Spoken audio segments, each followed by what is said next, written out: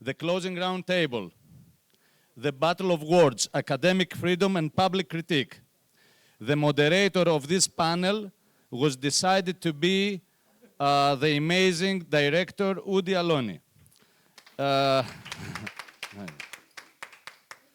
As for the participants, these are our keynote speaker, Elizabeth Bishop.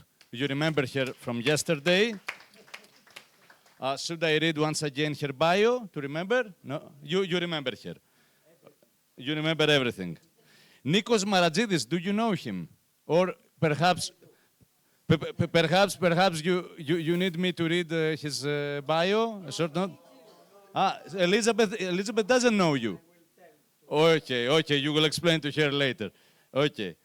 Nikos Marantzidis is a professor of political science in our department, and the other participants are Professor Fotini Tsibiridou of social and political anthropology, again from our department, and Professor of law,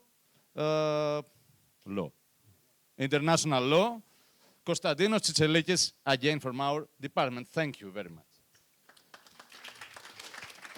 The floor is all yours. I really think the only reason for me to be here is to control me. So it's all trick. So because I'm not from the academia and I have a lot of freedom of speech, I will move it to you guys that everyone tried to silence you those days.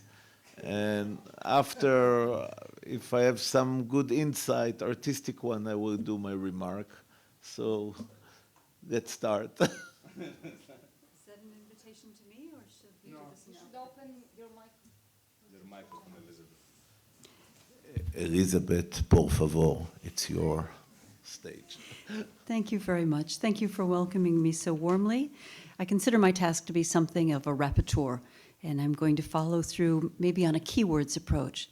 So in our first panel, entitled Debates in History, one of the first observations was the centrality of fantasy in the politics of the far right. Our key terms were Oriental despotism, but in addition to the politics of the far right, we also addressed the role of fantasy in the politics of the left. We talked about transnational solidarity. We talked about film because it translates well. It crosses borders easily. And we also talked about the national particularity of parliamentary debate as a location for political discourse. In our second panel, which was Local, Intellectual, and Discursive Battles, number 1, we introduced the issue of sides. Alethicide is the destruction of truth, domicide, academicide, is that actually a word? We're using it. And whether these neologisms are helpful. We raised a couple of problematics in terms of definitions. Although it was very easy for us to recognize that political Islam is not a monolith, we kind of also went in that same direction with anti-Semitism, but we encountered a snag or two. Our third panel was Local, Intellectual, and Discursive Battles 2. And our key terms here were recognizing, in some cases, a convergence between domestic regulations, domestic policies, and foreign regulatory regimes. We struggling here to read my own notes. So one of the things that we also discussed on this panel was how we really have to acknowledge a variety of timelines. Of course, as historians, we always ask, when did this story begin? And what we were discussing with regard to, dare I say, academic freedom in Turkey, the words just slipped out, the wide variety of timelines that are available. That is, when was this structure in crisis? And finally, we recognized the collapse, if I can just throw a word in, of the interfaith sector in the UK, which has been allocated a function that's akin to the civil service, and yet completely and totally local and uniquely so. Our fourth panel was titled On Art and Culture. It had a wonderful observation. I'm not quite sure I got this right. Is it one person's structure is another person's agency? Or did I get these terms reversed and it's one person's agency is another person's structure? We talked about individual performances of national sovereignty. We talked about civil subjects who were underage, that is, the political agency of children, or more to the point, the political significance of images of children. We talked about ways in which art extends civil belonging when local laws do not permit civil status to be extended to individuals. Art can be more generous and extend a place for those individuals, even when they're absent, either from the space of the nation state or even this plane of existence. Finally, this gap between policy and law that we identified in the preceding panel, we recognized that theater could close it. I just want to transition gesturing towards the conclusion. Panel 5, colonialism, post-colonialism, and decoloniality, really was the most theoretically endowed of all of our panels. The first 3 key names, and I'm only going to say the first 3 key names because I think there was a hidden theorist who only emerged in the conversations. The 3 key names are Audre Lorde, Frantz Fanon, and Michel Foucault. We talked about the pragmatics of diplomacy. We talked about ostrich politics. We talked about biomedical facilitation of genocide. It was at that point that we really introduced, pardon me for saying it, but that issue of the banality of evil. And I think the hidden 4th theorist in panel 5 was Hannah Arendt. Finally, towards a conclusion, I noticed that colleagues indicated from the very beginning of the activities of the scientific committee that academic integrity would guide their path. I certainly recognize, I'm trying to read it was a great idea at the time, I just wrote it down, that's the problem. I certainly recognize did somebody say something about the position of the subject during genocide? Gesturing towards the conclusion, perhaps this act of agency on our part, quite frequently we ask in demonstrations, show me what democracy looks like. And I'm wondering if this is what an exercise in academic freedom looks like. Thank you.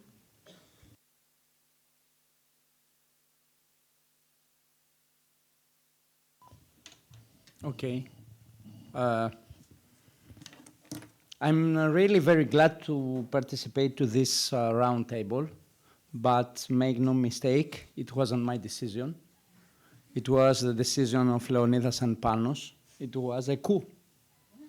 No, it wasn't a coup. It was like modern liberal democracy. Yes, they decided first, and then they asked for my consent. And guess what? I gave it. Freely. Yeah, because Tina, there is no alternative. I didn't have any alternative, so I'm here. But I'm really glad, and I'm really proud to be member of the organizational committee of this conference, which I consider, like Leonidas and Panos earlier, as a great conference and with fascinating debates and fascinating, of course, papers. And I think, and it is my idea put on the table for the end of this conference, that we could institutionalize this conference. What do you think? We could organize this conference with the same title, Intellectual and Discursive Battles over Palestine, until we have a state in Palestine, and we could create it every 2 years, the same conference in different places, if you like. We are a great team, and I think we could find good ideas and good places, great places to organize new conferences with the same, under the same umbrella. So I completely agree, and it was my first point for this roundtable, that it is fascinating, it's amazing for me how it could be real to organize a serious conference, scholar meeting, combined with human sensitivity and humanitarian values. And this is very important in face of the crime of genocide. We see everybody in Palestine now. And I should also stress that this great conference is also the result of the students' participation. And it is something that we should note, how important it is to see students, this new generation of scholars, to participate in events like this.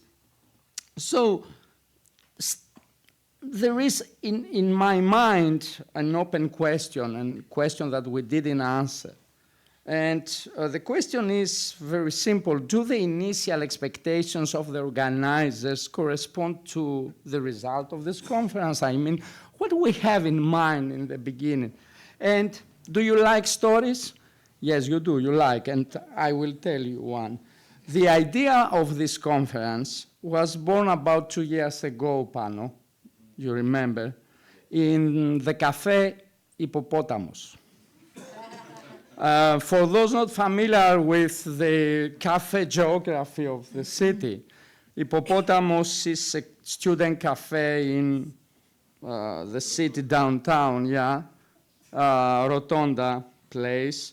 I met Panos there, not for discussing about intellectual battles, but for coffee and department issues. It's always good to discuss department issues in a cafe. It's better than discuss here. So I remember we discussed a lot of things, and we have different things in our minds about this conference. And I remember, now I'm not sure because Leonidas told me another story, so I tell my story about this conference. That I remember I was shocked, I was really impressed, and for personal reasons also I was deeply concerned by what was happening at Columbia University and the students' demonstrations in this period. It was after October 7.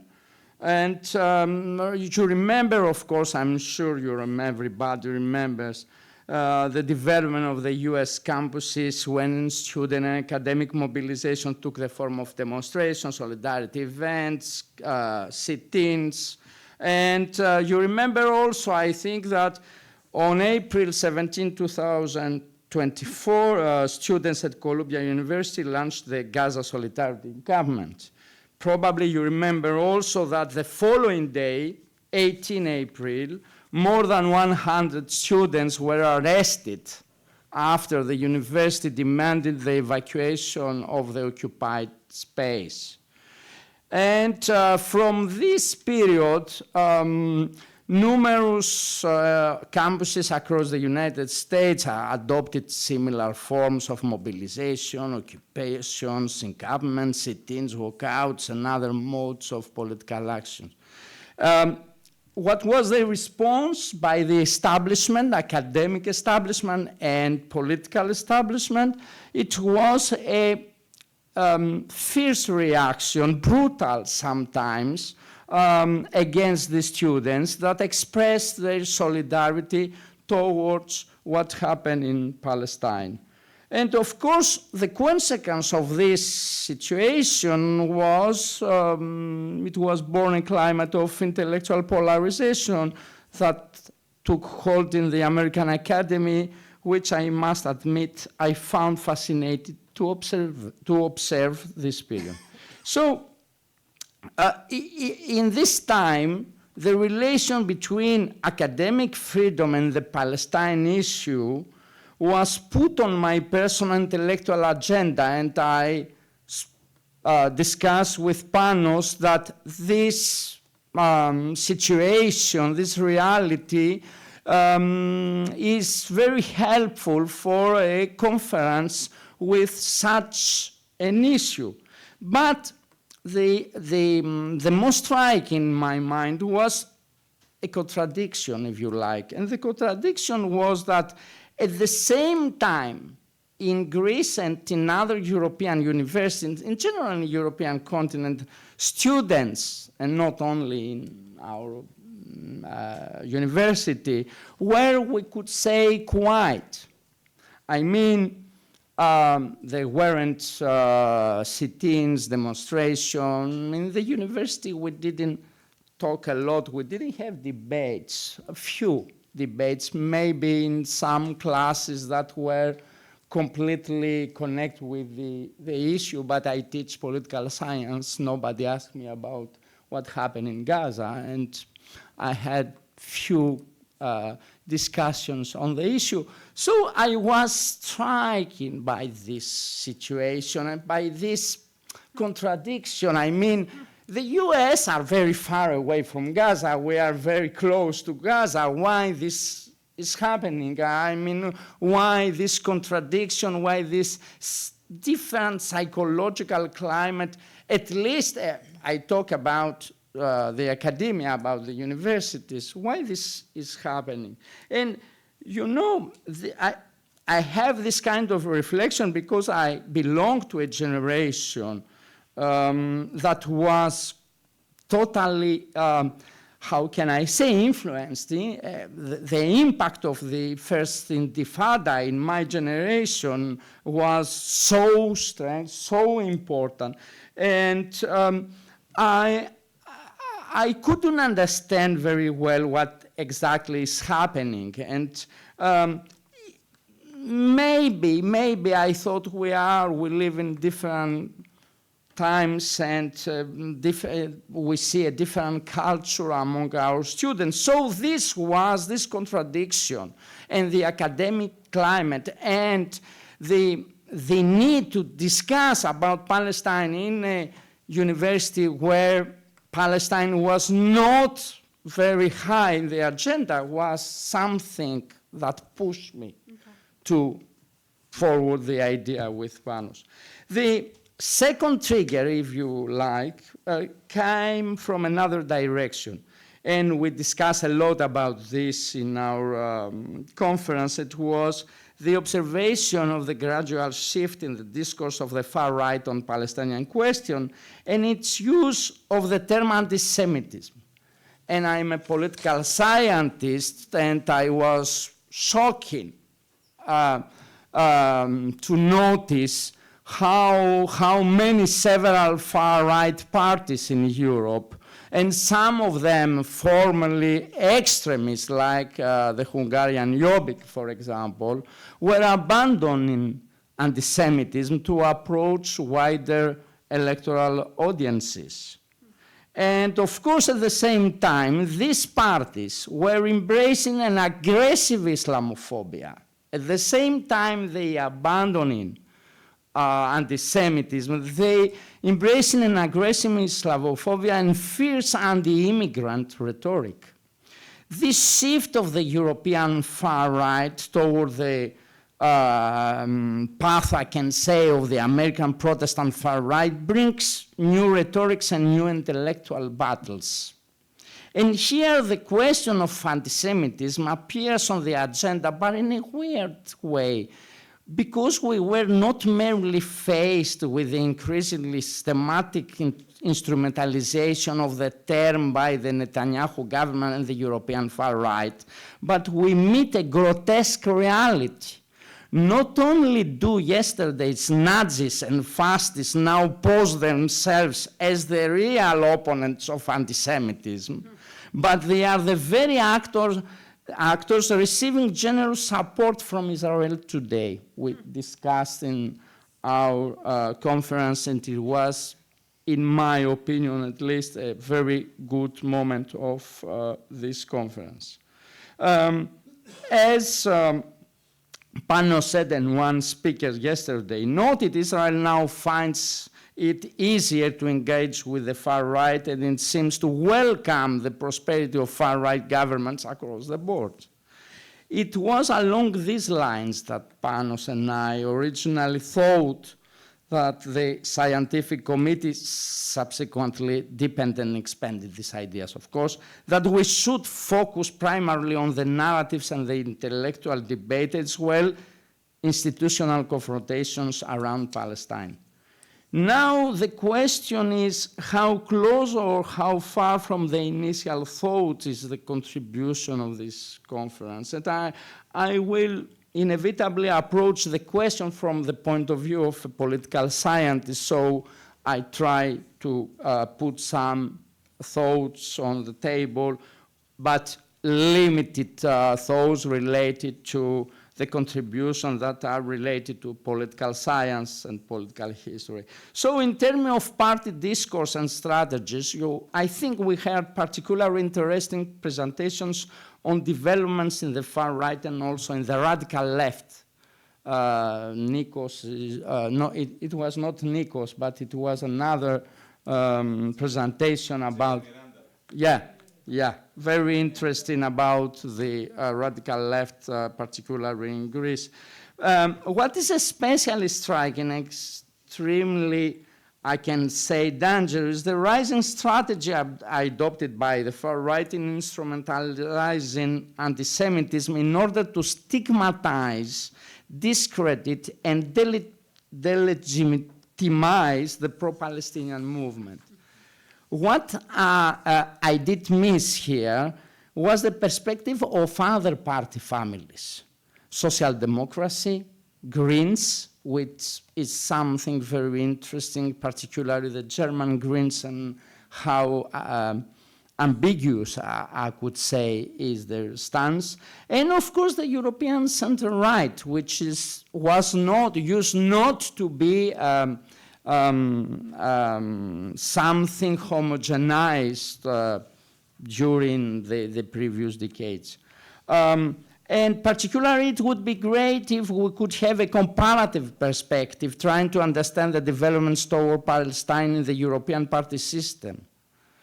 As I should add a point here, within the European left, as a whole I talk the European left, I consider, there has for years been a palpable, I can say, unease, something they feel a difficulty in balancing support from political secularism with support for the Palestinian cause in Gaza. So this, for the left, was always a difficult question, at least for the last decade.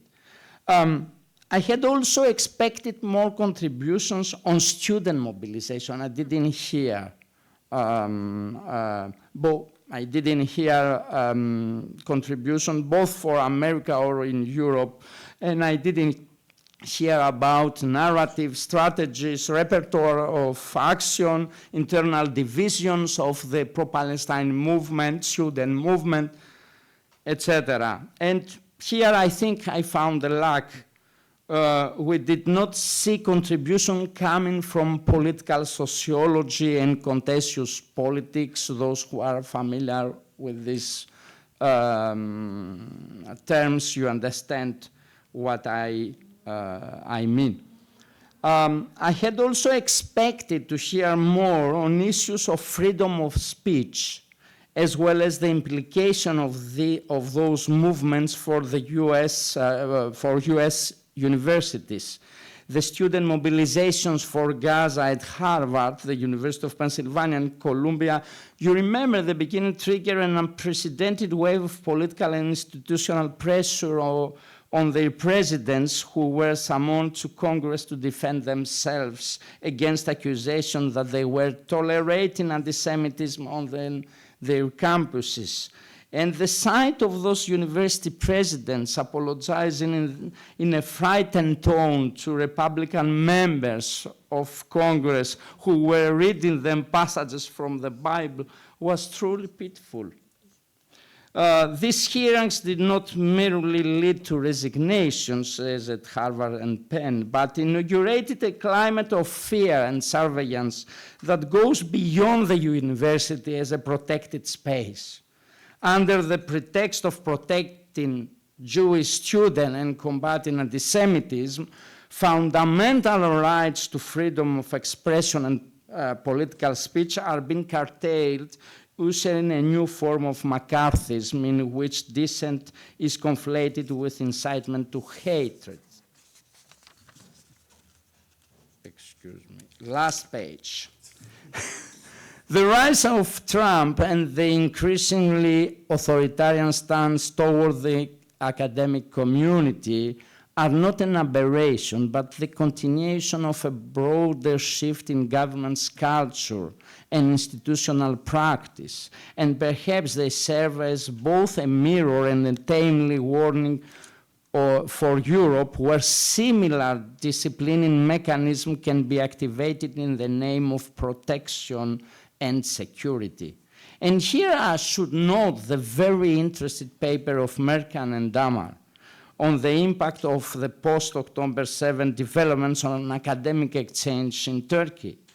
They were trying to study how deeply, influenced academic life the latest developments. This paper confirms the suspicion that academic freedom is in retreat everywhere, regardless of the region. I copy from their conclusions. The Turkish case reflects a broader pattern. Global crises reshape universities far beyond their immediate region. Academic freedom is not only a legal principle, but a practice deeply tied to politics and society. Defending it today, it's not just about protecting space for expression. It is about preserving the very possibility of knowledge itself. I really wish to have more papers like this in this conference. Nevertheless, these shortcomings, which I am the one to identify, and which are ultimately just my own reflections that no one else is obliged to share, do not in any way diminish the fact, these shortcomings, that this was a landmark conference. In a few words, it was a remarkable weekend. Thank you for listening.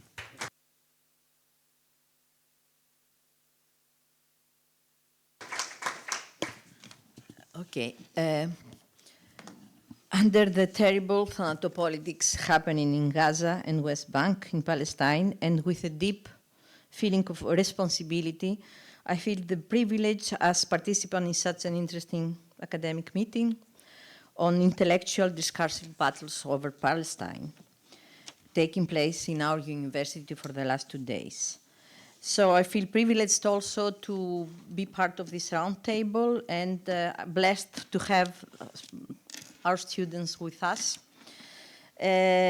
So I will speak from the positionality of an anthropologist, professor teaching in the department's program on ethnographic research in the Middle East, but also as a researcher of the region through the lens of gender, feminist critique, and the colonial perspective.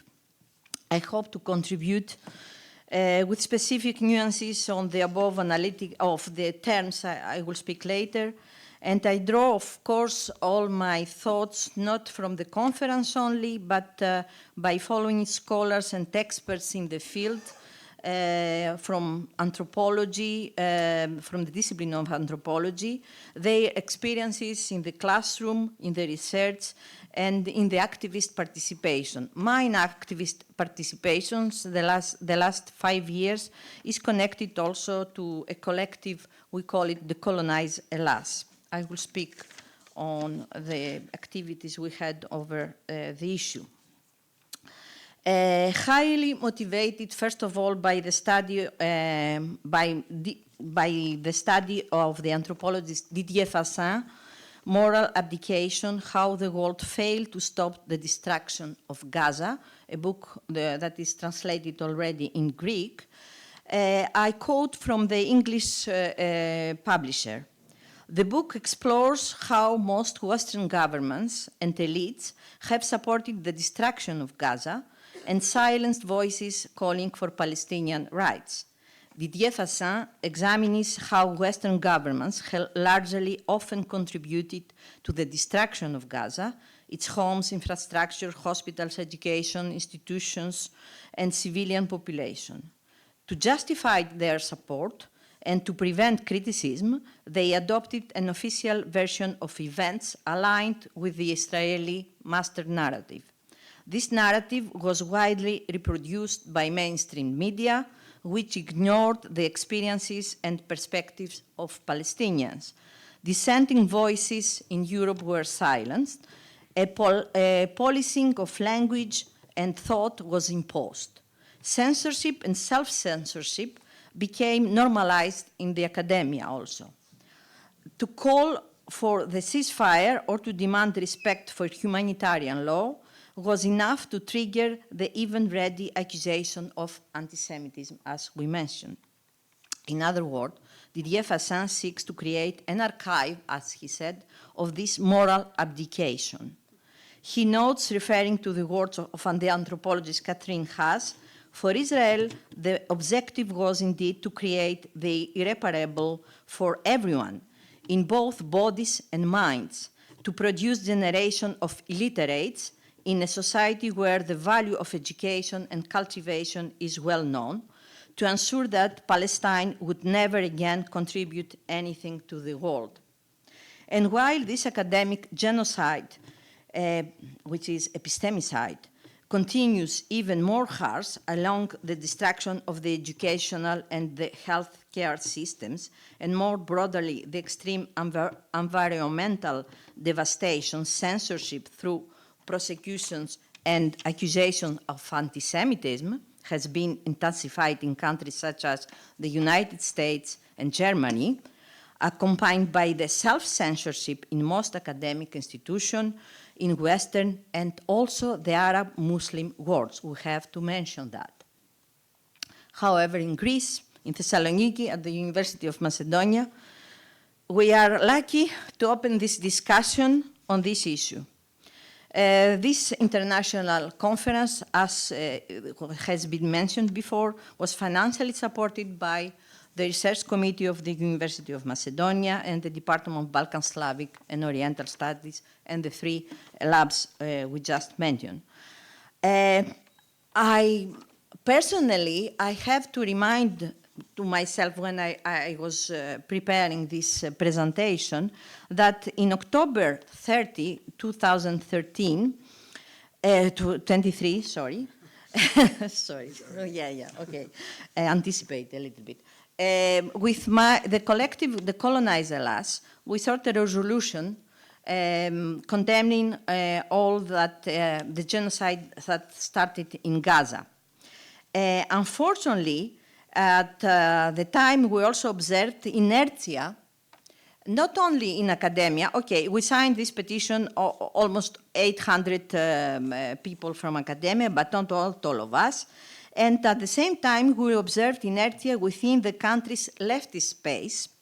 No need to refer to the right-wing politics, okay, marked by a strong tendency to equate, not the right wing, sort of the left wing, I mean parties, people, the interstate war between Russia and Ukraine and the imperialist classes of interest between NATO, USA, and European Union with the anti-colonial struggle of Palestinians against the Israeli occupation regime of settled colonialism in the region.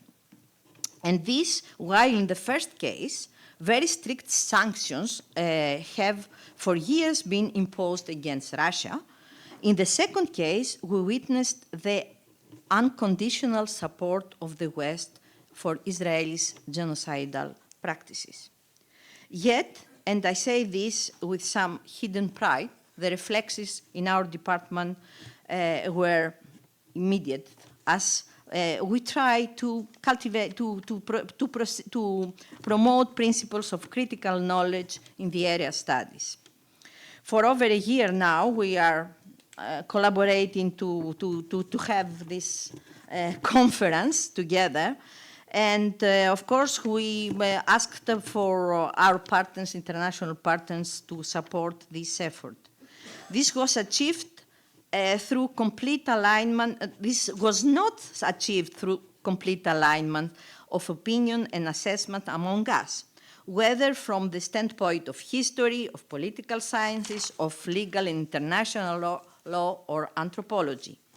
Divergences of opinion were evident, even in our use of terms and concepts reflecting epistemological tradition and political stances.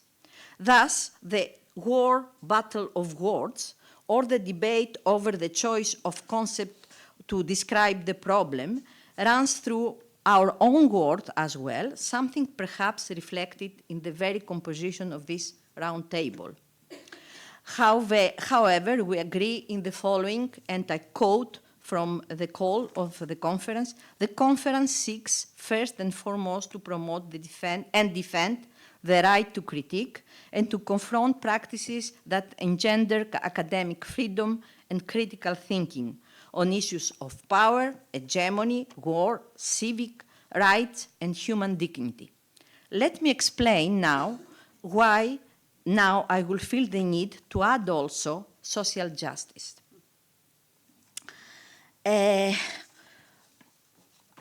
I will start by the study of the distinguished anthropologist Talal Asad, who in his reflection on the Israeli-Palestinian conflict that published in 2024, Talal Asad, I have to remind, is an anthropologist in New School, emeritus professor, emphasizes and reminds us of the importance of the language used not only when one describes or reflects scientifically, but also when one must fall silent and listen from below to the meanings of survival strategies and of the potential of the political, something that, in my eyes, at least, become top common practice in the colonial movements and struggles all over the world at the moment.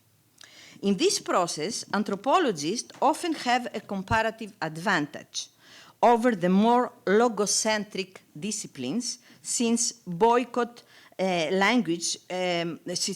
since beyond language, we can also attend to bodies and affects that acquire meaning in political action.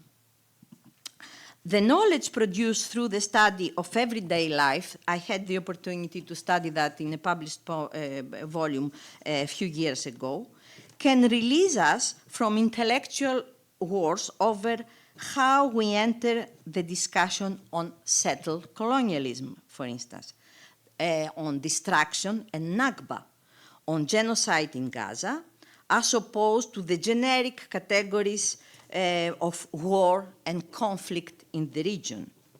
The study of the everyday practices and habitus of Sumud, for instance, can help us trace the nuances of the resilience of the subjugated subject, of the subaltern subject, the strength of interactiveness of female and feminized bodies in charting strategies of survival, pride, and persistence, claiming also the right to resistance, embodied, creative, ironic, but also violent, beyond the mere demand for dignity or peace workshop imposed from above often. For example, the criminologist anthropologist Nadira Sabuh-Kevorkian, in her study The Occupation of the Senses, speaks about the East Jerusalem situation, that is, the ways in which power relations infiltrate Palestinians' five senses through constant microaggression that colonize the bodies. Also, practices of occupation, such as the spraying of Arab walls by the Israeli police with filthy, full-smelling liquid that prevent people to go out of their houses and children to go to school. Or the surveillance drones, that reminds the drones also in Gaza, whose monotonous droning noise reminded residents for years that they were under strict occupation. Nakba, catastrophe, settled colonialism, ethnic cleansing, and genocide, instead of the neutral Israeli-Palestinian conflict and war, are some of the concepts that the ethnography of the everyday life in Palestine, as well as cinema, as we saw, art and poetry can teach us and can contribute to create another discourse on Palestine.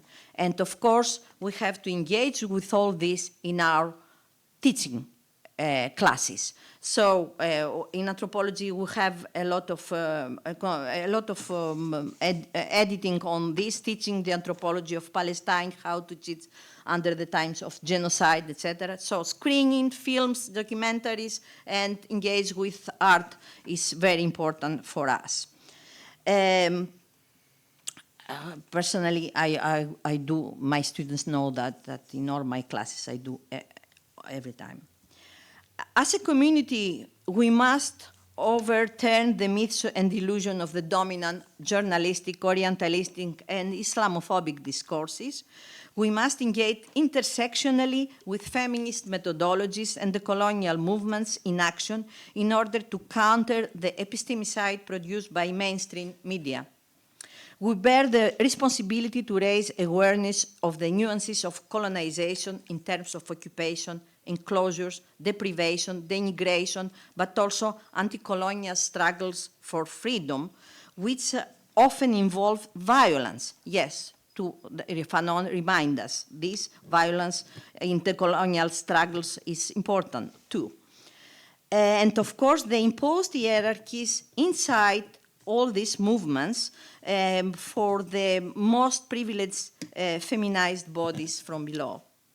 Let us remember that all this takes place within the harsh matrix of modernity, coloniality, with its division, discrimination, gender, race, class-based discrimination, religious distinction, etc., promoting the unicorn triad of domination, which is capitalism, colonialism, and patriarchy, according to Boaventura de Sousa Santos, which produces local dystopias of palimpsest dominations, patterns of monstruosities of patriarchy and patronage, and the experience of subjugated colonized bodies, as testified, for example, by accounts from radical Palestinian collective in London. I have to mention this, Soal.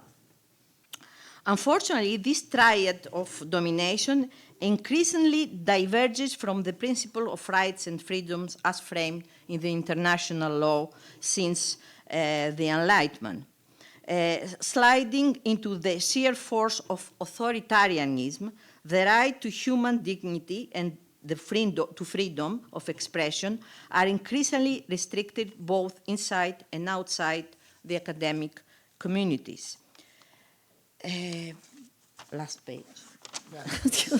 We need a new social contract for human rights, one that cannot be imposed under the terms of Western cosmopolitanism only, but must be understood as form of pluriversal rights.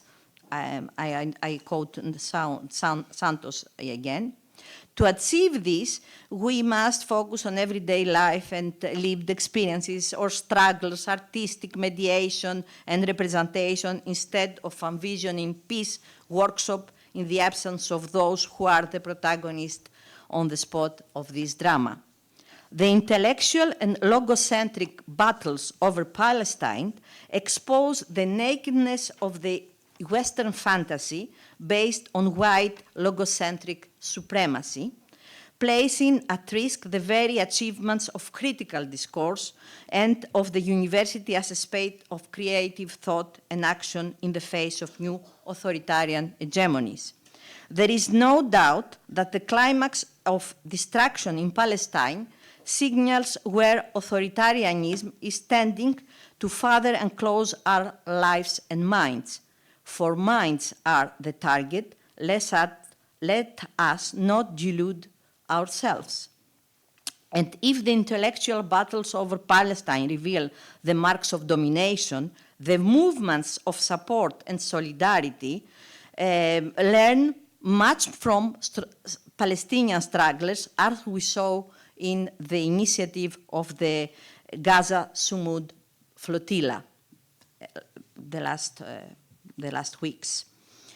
As we follow with bated breath what happened after the global Sumud flotilla attempting to break Gaza's blockade by sea to bring humanitarian aid to people who are suffering disease, bombs, starvation, we, with our classroom, campuses, conferences, research fields, homes, and public space, we take lessons from those that are involved in this solidarity, struggle, and practices.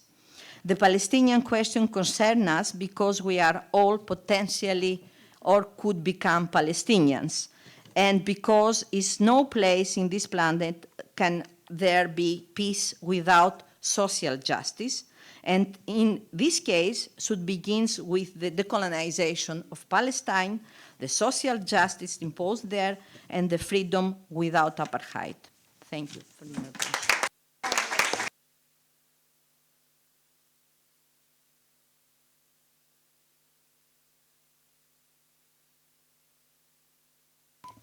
Thank you. So before I go straight to my points here, I would like to thank you all being here and having participating as speakers, audience, presentation of beautiful, fantastic, beautiful and great, as President Trump would say. Fantastic. Also, it's a new, 3 words out of 20 he uses anyway. Presentation and discussion. I have to highlight that we had fantastic discussion here that showed also the open gates and windows for the next meetings we're going to organize. Yeah. Don't say no. Okay. We vote for you. Yes, we vote for you. Yes. Yeah. Okay. So. Thank you very much. I remember this. So I want to. The Politburo decide. You have Yeah. No choice, Tina. So, but I want to thank also these guys who were hanging each other. Yeah. The Leonidas Epanos, because thanks to them, we are all here. Okay, so let's. So, okay, I'm last speaker. I will go fast because we are all tired, I think. And, you know, in the past half century of Israeli control over Palestine territory, even more, has not only been a geopolitical reality since 1948, 1967, different landmarks in this itinerary, but also a battleground for legal language. So we had terms designed to limit suffering and guarantee human rights in our legal civilization, like genocide, self-defense, self-determination, humanitarian aid, occupation, return, proportionality, and even the term war have been repeatedly stressed, inverted, or emptied in public and official discourse.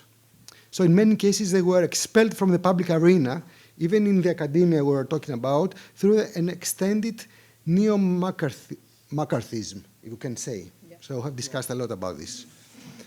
I'm very happy we have this conference. I guess it's the only one in the West. No, in the whole West.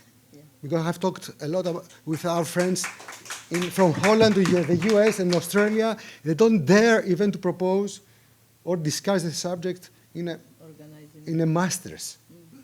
Never, if I'm wrong, tell me. So that's why it was very important. Listen, we have to disseminate the outcome of this conference to give a paradigm against this trend. So the semantic erosions, not only in the public discourse, but in international law vocabulary, came back in the context of the war against Gaza, not a Gaza question, or this is a war against these people.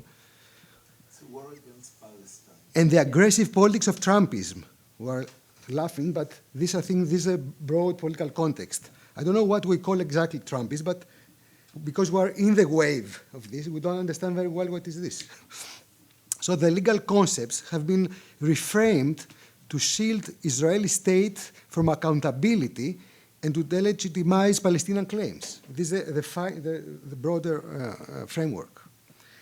So what we know as legal scholars and as a normative content of these terms that was verified by international bodies in the past 80 years at least, has been reversed or emptied or distorted or eroded, or I don't know which term is the best, but we've seen that it's a slippery ground now. So the term genocide, we have a very good definition. So we're talking about the problematic convention. It's not a problematic convention. The convention is okay. The text is okay. Is it old-fashioned? Maybe, I don't know, but it's there. The problem is implementation, enforcement. So the political will, as we call it, of the powerful states. So international law is there. I will come back to this. In the past year, we have three very important documents. April 2024, the UN Human Rights Council adopted the report elaborated, we mentioned before, Francesca Albanese, on the situation in Palestine territories, finding that Israel has intentionally distorted jus in bello principles in an attempt to legitimize genocide violence. In July, so a few months later, the International Court of Justice issued provisional measures in a case, as you know, brought by South Africa, indicating that it was plausible Israeli actions could contravene the Genocide Convention. We didn't go further into the merits because it has to be done later. In November 2024, the International Criminal Court upheld that most likely crimes against humanity and war crimes have been committed by both Israel and Hamas. They are talking about the initial event, and issued the arrest warrants against both leaders, Netanyahu and Beif, who we know is dead, most probably. So all these findings of international bodies have sharpened the tension between the legal definition of these terms and the defense of the military conduct by Israel. So we have a deviation continuously. So one of the key rhetoric maneuvers is to subsume allegation of genocidal conduct under the umbrella of self-defense. That's a key term again. Self-defense against what? Okay. I'm not going to go into details, but Israel invokes Article 51 of the Charter that permits self-defense under conditions, only is very restricted, the right to self-defense. And they invented a lexicon of counter-terrorism, defense, to argue that continuous aggressive military measures, blockades, intensive bombardment, land assaults, denial of basic services, provision of food, water, and health, and the implementation of collective punishment is very important here, you mentioned, causing the death of more than 73,000 people until now, and the total destruction, don't have to forget this, total destruction of civil infrastructure are justified responses to the bloody attacks committed by Hamas 2 years ago, causing, of course, the death of, we have to say that, 1,200 people, okay, and the abduction of another 240 civilians. So proportion here is another notion we have to keep in mind. So framing these actions by Israel as self-defense has two legal effects in public debate. It shifts the burden to critique to show the measures were unlawful, and second, it launches a parallel narrative that portrays the affected civilian population as collateral to a legitimate defensive enterprise. So law is with the side of Israel, self-defense, and all other are small details about collateral issues. So here again we have, of course, the selective application of international law, and here we have other issues, but I'm not going to go there. So the right to self-determination has likewise been interpreted. So as you know, self-determination is about a people who is colonized or has no territory, not a political organized of a state. And finally, after centuries, after the Second World War, we have a wave of decolonizing the global south. Okay, that worked not very well, but at least we have states. And then we have other problems, but at least. The sovereignty is Yeah, gonna happen. at least. Yeah. Because now we are in a situation pre-modern here. And this is important to understand, because in the public discourse led by the US and Israel, this very basic issue is out of discussion. And now it's I'm very curious to see what is going to happen tomorrow, today and tomorrow, in this first negotiation about the peace talks. But if you don't talk about self-determination, what is a peace grounded where? Okay, this is very important. Because again, we have the security, because anytime a Palestinian talks about self-determination, then immediately this is connotated by the dominant hegemonic Israeli and US discourse with security threat. So it's a reversal of the right. What's the most important issue here? And then we have a normative double standard. The legal language of self-determination exists, but its practical enforcement is uneven. Israel enjoyed self-determination, although we have a very specific self-determination through a diasporic return to a territory that was not theirs, you can say. But we can say, even us, between us, we don't say that. Israel exists, and nobody can say Israel has to go back where. I mean, so we have a reality, and we have to respect this reality. But what about the Palestinians who were there without self-determination at all, only in papers? So humanitarian aid, we discussed a lot. I'm not going to go back again. It was very interesting, I think, in detailed presentation how humanitarian aid became exactly the reverse. It's an irony. Mm-hmm. I mean, starvation through humanitarian aid. Come on. I mean, who could imagine such a thing a few years ago? You don't have to go back. Even in the medieval times, they didn't do this. Because we know this progress of our times compared to the past. Irony. The return. We discussed about return. You discussed also, you said yesterday about the return.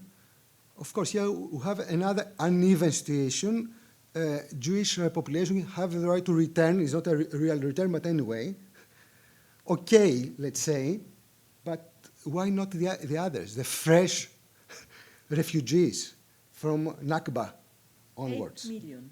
Yeah, I mean, and what about the refugees from Gaza? We saw the plans. They're going to have nice buildings, beautiful buildings there. Okay. So we don't have. Okay, all these legal documents and reports have not eliminate impunity on the restored rights, of course.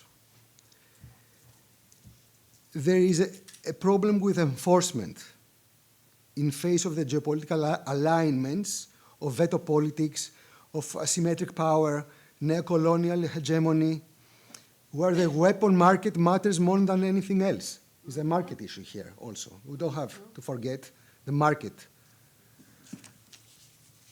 However, and this I think a very important thing is that for the first time in history of the modern history after World War II, we have a series of international documents, even decisions by the judiciary, the international judiciary bodies, like the two courts I mentioned, that for the first time they are almost perfect in a way.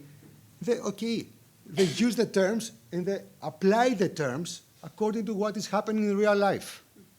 And they are talking about occupation, of course, talking genocide, crimes against humanity.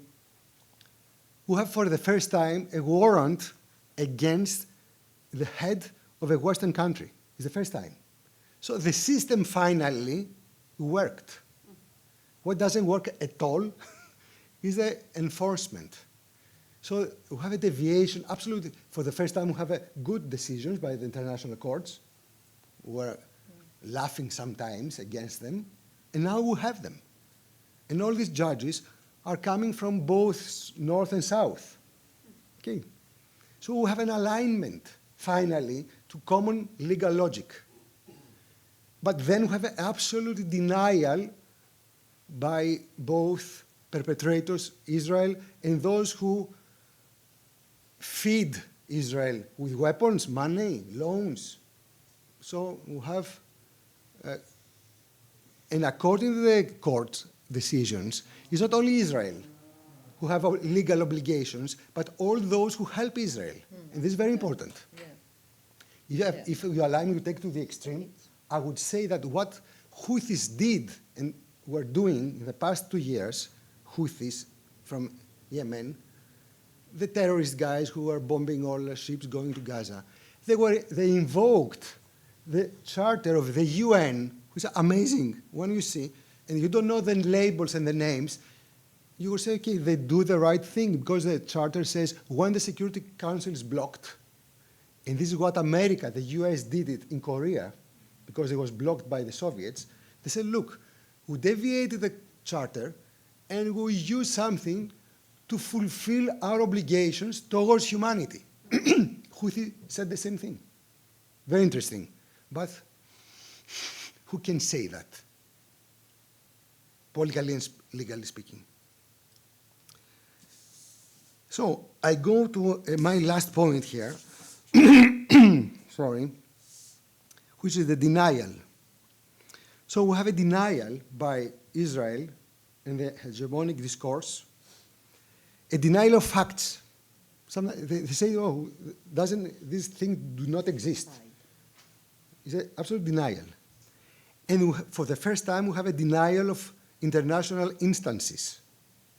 Already, the US is a champion in this in the past years. So, as you know, Trump administration said not only that International Court of Hague is not a court, is not a real court, but they voted sanctions against the judges. This is incredible. It would be the reverse side.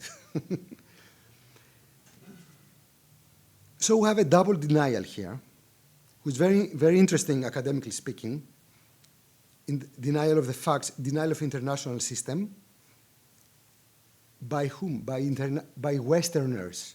And I think this is very important here. So we see a crack in the Western. To talk about the South is easy, but what is happening within the West? And that's why we saw now some countries starting, at least at the symbolic legal level, starting recognizing Palestine, because it's purely symbolic, there's no real thing. Because, okay, we cannot go further. What's the next step if we deny everything? Of course, the international system, international law, it's full of problems, insufficiencies, loopholes, no implementation, no enforcement bodies. Of course, it's asymmetric. Of course, it was set up by the powerful Western countries in the 50s, 60s, 70s. Of course. But what else we have to improve and implement? The material is there. Protection of vulnerable civilians, in our case, self-determination for a state, for a people. Usage of infrastructures, the basics.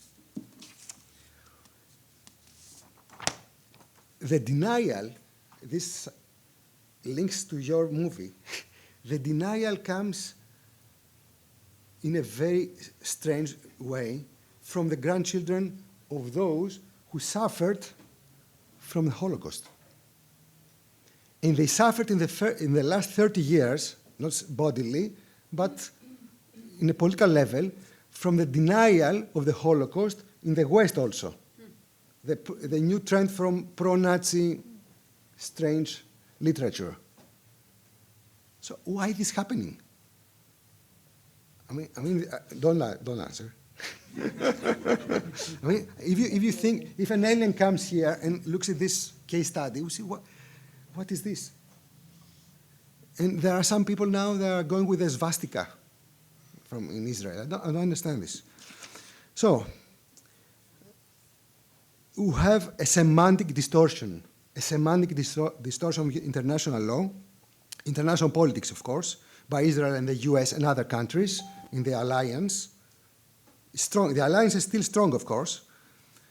Terms like evacuation, deconfliction, targeted strikes, human shields are used in ways that minimize responsibility or imply inevitability of civilian suffering. Of course, it wasn't inevitable for this massive, continuous suffering, torturing of people.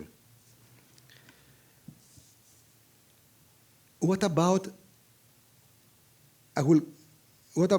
this political cynicism that puts aside any legal tool for accountability that leads to legal consequences of what is happening in the past 2 years? Who is going to pay compensation to these people, first of all? This will be the first legal issue to come up. Deconstruction will come to deconstruct, and they will say, okay, you can sell us the plots now, because just plots. No. As you said, return of people. Accountability, political solution for what is the basics, the state of Palestine. After all, it's recognized. And then we have to go, because we haven't discussed this, what about Palestinian people and state? They are living in a frozen civil war. We know what it's about. Very difficult. We haven't touched because it wasn't our subject. But if things go well in this peace process, I'm rather pessimistic, at least people not to get killed is the first concern, to freeze the machine behind it. But what is next step?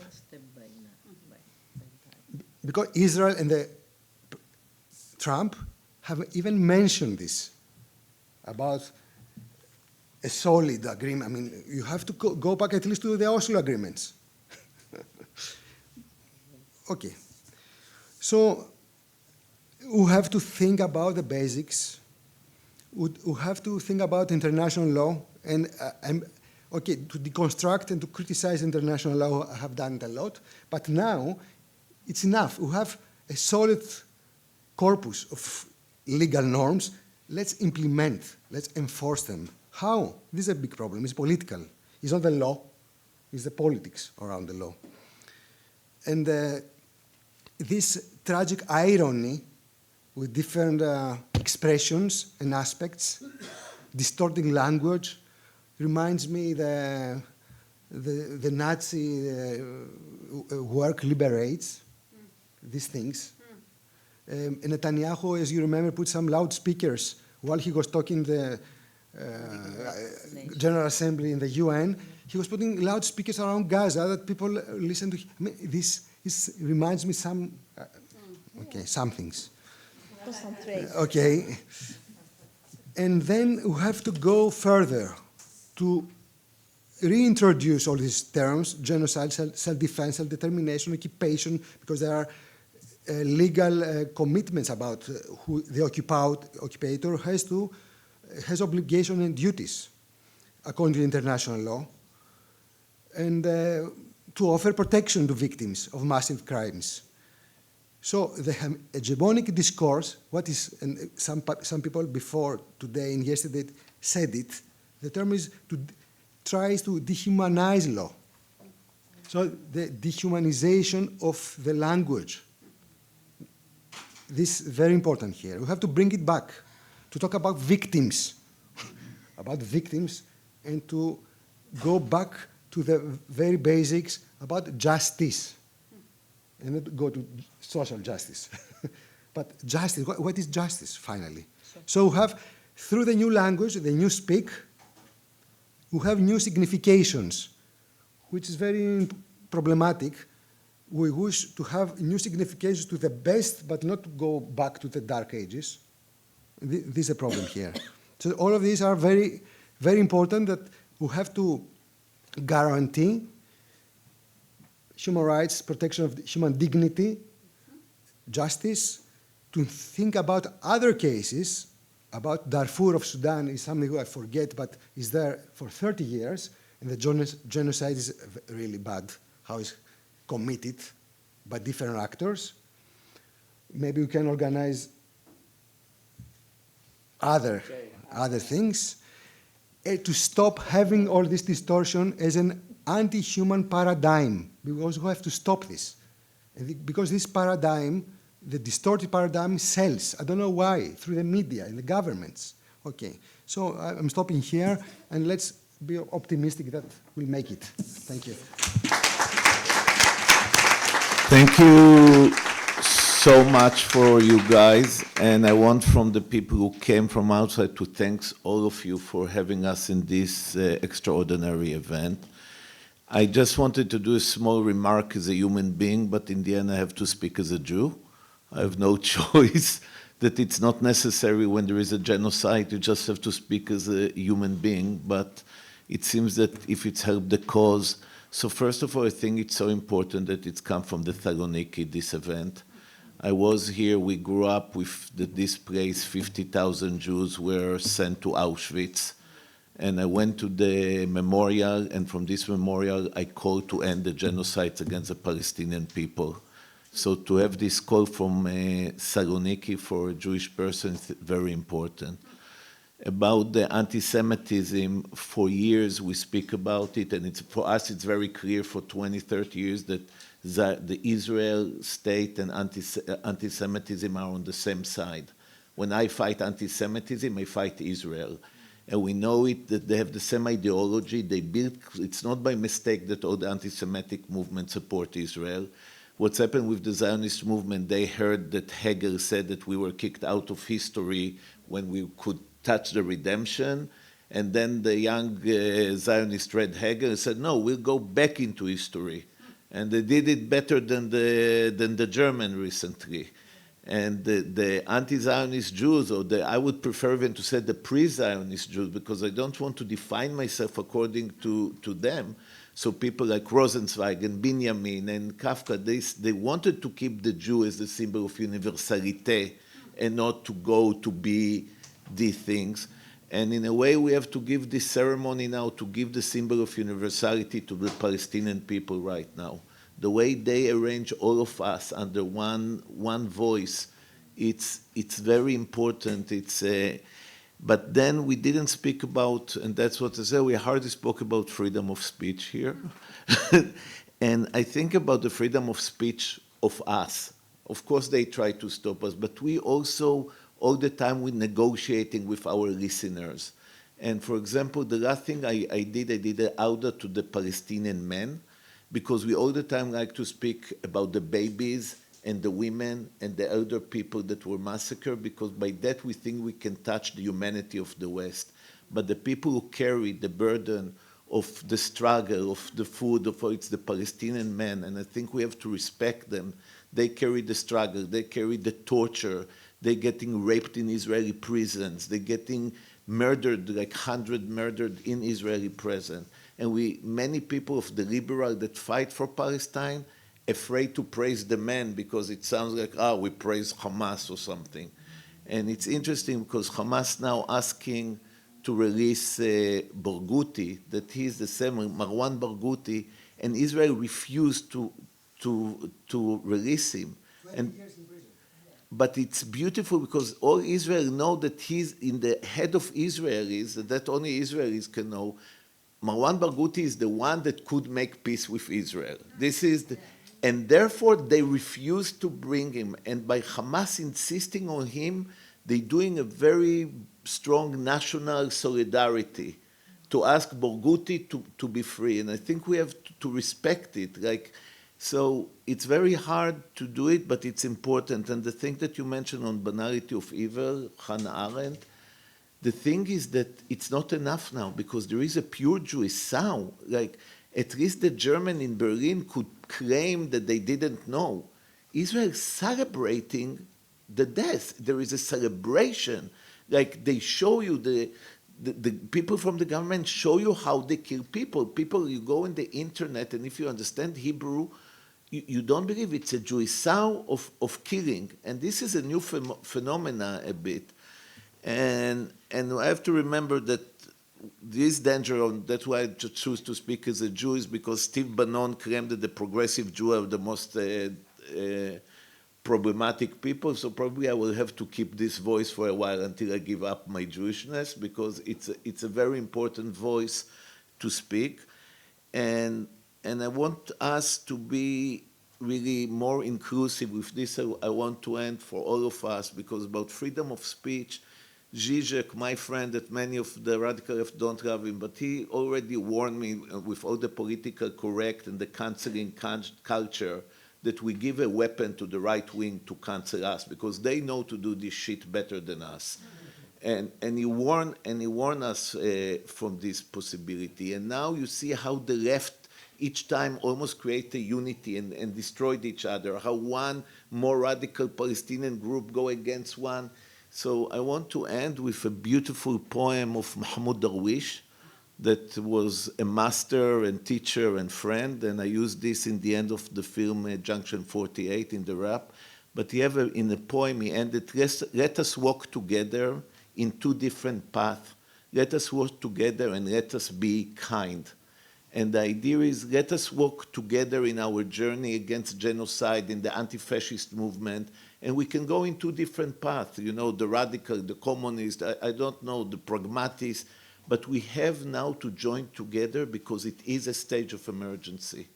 And this was so beautiful to see different opinions here that work together and feel together. And I hope that somebody will publish it out, that people will read it, and other university and other institution will follow it. So this is from us. Thank you so much. And I think we have question or to end it now. It's your to end it, right? Yeah.